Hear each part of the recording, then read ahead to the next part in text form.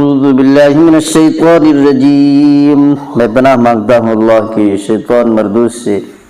بسم اللہ الرحمن الرحیم، شروع کرتا ہوں اللہ کے نام سے جو بڑا مہربان نہایت رحم والا ہے۔ فَكَيْفَ إِذَا جِئْنَا مِن كُلِّ أُمَّةٍ بِشَهِيدٍ وَجِئْنَا بِكَ عَلَى هَؤُلَاءِ شَهِيدًا يَوْمَئِذٍ يَوَدُّ الَّذِينَ كَفَرُوا وَعَصَوُا الرَّسُولَ لَوْ تُسَوَّىٰ بِهِمُ الْأَرْضُ وَلَا يَكْتُمُونَ اللَّهَ حَدِيثًا۔ قرآن کریم کے 5ویں پارہ میں سورہ نساء کے 6 رکوع میں آیت نمبر 41-42 میں اللہ تعالیٰ ارشاد فرماتا ہے، اس وقت کیا حال ہوگا جب ہم ہر ایک امت میں سے ایک ایک گواہ کو حاضر کریں گے، اور اے میرے محبوب صلی اللہ علیہ وسلم آپ کو ان لوگوں پر گواہی دینے کے لیے حاضر کریں گے۔ اس روز جن لوگوں نے کفر کیا ہوگا اور رسول کا کہنا نہیں مانا ہوگا، وہ اس بات کی آرزو کریں گے کہ کاش زمین پھٹ جاتی اور وہ اس میں سما جاتے۔ وہاں یہ لوگ اپنی کوئی بات اللہ سے چھپا نہیں سکیں گے۔ ایسے بھی حال آنے والے قیامت کے دن مراد ہے۔ اللہ اس میں فرما رہا ہے، فَكَيْفَ إِذَا جِئْنَا مِن كُلِّ أُمَّةٍ بِشَهِيدٍ، ہر امت میں سے ایک ایک گواہ لائیں گے، اور آپ کو ان لوگوں پر گواہی دینے کے لائیں گے، حضور صلی اللہ علیہ وسلم کو۔ اس روز ایسی حالت ہو جائے گی، ایسی پریشانی، جنہوں نے کفر کیا ہے وہ کہیں گے لو تسوّىٰ بِهِمُ الْأَرْضُ، اے کاش زمین پھٹ جاتی اور ہم اس میں سما جاتے۔ اتنا بری حالت ہوگی۔ وَلَا يَكْتُمُونَ اللَّهَ حَدِيثًا، اللہ سے ایک بات بھی نہیں چھپا سکتے ہیں۔ حضرت عبداللہ بن مسعود رضی اللہ تعالیٰ عنہ فرماتے ہیں کہ حضور پاک صلی اللہ علیہ وسلم نے مجھ سے فرمایا کہ مجھے قرآن پڑھ کے سناؤ۔ میں نے عرض کیا، یا رسول اللہ صلی اللہ علیہ وسلم قرآن تو آپ ہی پر اترا ہے اور میں آپ کو سناؤں؟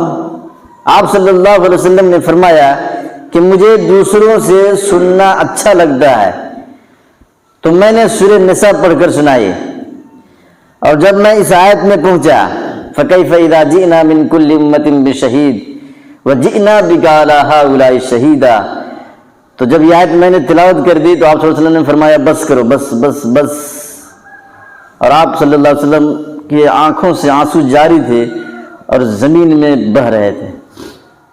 ہم لوگ جو کہ سمجھتے نہیں، اس لیے کچھ فرق نہیں پڑتا ہے۔ اس میں اللہ نے کیا کیا کہہ دیا ہم لوگوں کو کچھ پتہ نہیں چلا۔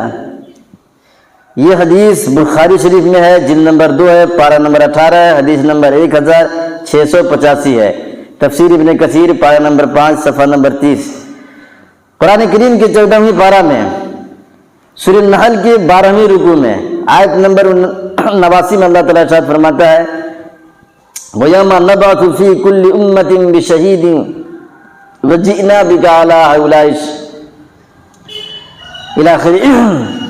اللہ فرمایا اس آیت میں کہ جس دن ہم ہر ایک امت میں ایک ایک گواہ جو انہی میں کا ہوگا ان کے مقابلے میں قائم کریں گے، اور ان لوگوں کے مقابلے میں آپ صلی اللہ علیہ وسلم کو گواہ بنا کر لائیں گے۔ یہاں بھی اللہ نے گواہ بنا کر لانے کی بات کی ہے۔ قرآن کریم کے 22ویں پارہ میں سورہ احزاب کے 6 رکوع میں آیت نمبر 45، 46، 47 میں اللہ فرماتا ہے، یا ایھا النبی انا ارسلناک شاہدا ومبشرا ونذیرا وداعیا الی اللہ باذنہ وسراجا منیرا وبشر المؤمنین بان لهم من اللہ فضلا کبیرا۔ اے نبی، یقیناً ہم نے ہی تجھے رسول بنا کر بھیجا ہے، گواہی دینے والا بنا کر بھیجا ہے، خوشخبری سنانے والا بنا کر بھیجا ہے، آگاہ کر دینے والا بنا کر بھیجا ہے، اللہ کی طرف بلانے والا بنا کر بھیجا ہے، روشن چراغ بنا کر بھیجا ہے، مسلمانوں کو خوشخبری سنانے والا بنا کر بھیجا ہے۔ طبرانی میں یہ بھی ہے، ایک حدیث کی کتاب ہے طبرانی شریف، کہ آپ صلی اللہ علیہ وسلم نے فرمایا، مجھ پر یہ اترا ہے کہ اے نبی، ہم نے تجھے تیری امت پر گواہ بنا کر، جنت کی خوشخبری دینے والا بنا کر اور جہنم سے ڈرانے والا بنا کر اور اللہ کے حکم سے اس کی توحید کی شہادت کی طرف لوگوں کو بلانے والا بنا کر اور روشن چراغ قرآن کے ساتھ بنا کر بھیجا ہے۔ تفسیر ابن کثیر پارہ نمبر 22 صفحہ نمبر 17۔ اے پیغمبر، بے شک ہم نے بھیجا ہے تجھے گواہ امت کی تصدیق اور تکذیب پر اور خوشخبری دینے والا ہماری رحمت کی اور ڈرانے والا عذاب سے۔ تفسیر قادری جلد نمبر 2 پارہ نمبر 22 میں ہے۔ اے نبی، ہم نے تجھ کو بھیجا ہے اس شان سے کہ تو گواہ ہے، یعنی اپنی امت پر توحید الہی عز و جل کی شہادت دینے والا ہے، اور حضور صلی اللہ علیہ وسلم کی امت تمام پیغمبروں کے واسطے شہادت دینے والی ہے۔ یہ حضور پاک صلی اللہ علیہ وسلم کی امت ہے، ہم لوگ امت محمدیہ، اور یہ امت دوسری امتوں پر گواہ ہے، دوسری امتوں کے گواہ ہیں بلکہ ان کے خلاف۔ قیامت کے دن حدیث شریف میں ہے، مسند احمد میں ہے، اور بھی دوسری کتابوں میں ہے کہ نوح علیہ السلام کی قوم کو، امت کو اللہ تعالیٰ قیامت کے دن اپنے پاس بلائے گا اور ان سے پوچھے گا، کیا یہ نوح علیہ السلام سے پہلے پوچھے گا، کیا تو نے میرا پیغام اپنی امتیوں کو پہنچایا تھا؟ تو کہیں گے ہاں یا اللہ میں نے پہنچا دیا تھا۔ نوح علیہ السلام کی امت کو اللہ بلائے گا، سب کو اکٹھا کرے گا اور پوچھے گا، کیا نوح علیہ السلام نے میری تو باتیں، میرا پیغام، میری توحید تم تک پہنچائی تھی؟ وہ کہیں گے نہیں، ہمارے پاس کوئی آیا ہی نہیں، جھوٹ ہے۔ نوح علیہ السلام کون؟ اتنا بدماش قوم ہے، حرام خور، عذاب میں غرق ہو گئے، نوح علیہ السلام کو مار مار کے پتھروں سے چھپا ڈالیں، کشتی بنائے تو اس کا مذاق اڑائیں، اور وہاں کیا کہیں گے؟ کوئی بھی آیا نہیں۔ تو نوح علیہ السلام بولے تو کون؟ اتنی بدماش قوم ہے یہ۔ اب نوح علیہ السلام کی پریشانی بڑھ جائے گی کہ میں اکیلا بول رہا ہوں کہ اللہ میں نے پہنچایا تھا، یا اللہ رات دن پہنچایا تھا، یا اللہ صبح نکلتا تھا شام کو گھر واپس آتا تھا، یہ امت کہہ رہی ہے کہ نہیں پہنچایا ہے۔ نوح علیہ السلام بولے تو کیا ایسے بات کرتے ہیں؟ وہ صاف انکار کر دیں گے اور کہیں گے کہ ہمارے پاس کوئی ڈرانے والا نہیں آیا۔ نوح علیہ السلام سے کہا جائے گا کہ تمہاری امت انکار کرتی ہے، تم گواہ پیش کرو۔ یہ کہیں گے کہ حضرت محمد صلی اللہ علیہ وسلم کی امت میری گواہ ہے، ہم لوگ گواہی دیں گے۔ ذرا شکل دیکھو، گواہی دینے کے لائق ہے؟ ہم لوگ اپنی شکل دیکھو، صورت دیکھو، لباس شکل دیکھو، اپنی اخلاق دیکھو، عادت دیکھو، کردار دیکھو، ہم گواہی دینے کے لائق ہیں؟ اللہ تعالیٰ کے سامنے کھڑا ہو کے گواہی دیں گے، یا اللہ نوح علیہ السلام نے پہنچایا تھا، یہ لوگ جھوٹ بول رہے ہیں، کہے گا تو وہ خاموش رہیں گے؟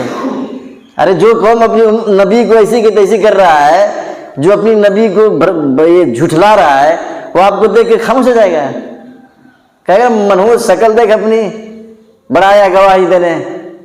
اس لیے ہم لوگ اپنی کریکٹر، کردار، عادت، اخلاق اپنا سدھاریں۔ ہم گواہی دینا ہے تب، اور گواہی میں ایکسیپٹ کیا جائے، سکسیسفل ہو جائے، یہ نہیں کہ کیسا بولے ویسا اٹھ گئے گواہی دے دی، ہاں پہنچایا تھا ہم کو معلوم ہے، جا تیرے جیسے بہت سارے آئے اور گئے، تو گواہی دینے کے لائق بنے، نبی پاک صلی اللہ علیہ وسلم کی سنت کو اپنائیں۔